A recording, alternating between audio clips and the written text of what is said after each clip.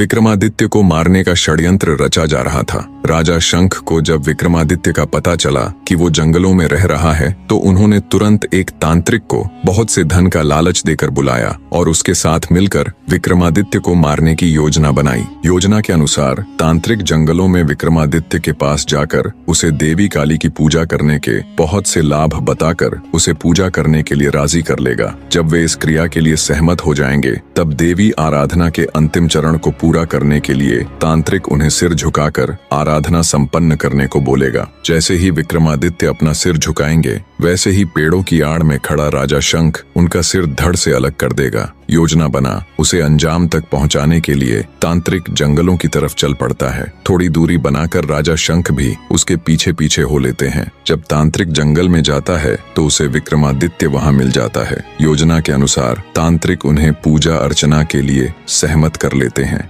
जब आराधना के अंतिम चरण में तांत्रिक ने उन्हें सिर झुकाने को बोला तो विक्रमादित्य को कुछ संदेह हुआ। उन्होंने इशारा कर पहले तांत्रिक को ये क्रिया करके दिखाने के लिए कहा। जैसे ही तांत्रिक ने उसे दिखाने के लिए अपना सिर झुकाया तो रात के अंधेरे में आड़ में छिपे राजा शंख को लगा यही विक्रमादित्य है। वे फुर्ती के साथ निकले और अपनी तलवार के एक ही प्रहार से तांत्रिक की गर्दन धड़ से अलग कर दी। खतरे के अंदेशे से पहले से ही तैयार खड़े विक्रमादित्य ने झट से शंख की तलवार छीनकर उस पर अपनी पूरी ताकत से प्रहार किया। परिणाम स्वरूप शंख का सिर धड़ से अलग हो धरती पर जा गिरा। इस तरह विक्रमादित्य ने अपने पिता की हत्या का बदला ले लिया। शंख को उसके कर्मों का फल देने के बाद विक्रमादित्य उज्जैन लौट आए और राज्य को संभाल लिया। वह एक सदाचारी, न्यायप्रिय, दानी, उदार व लोकप्रिय राजा थे। उज्जैन की जनता उनके जैसा शासक पाकर धन्य हो गई। एक बार राजा विक्रमादित्य शिकार के लिए एक जंगल में गए हुए थे।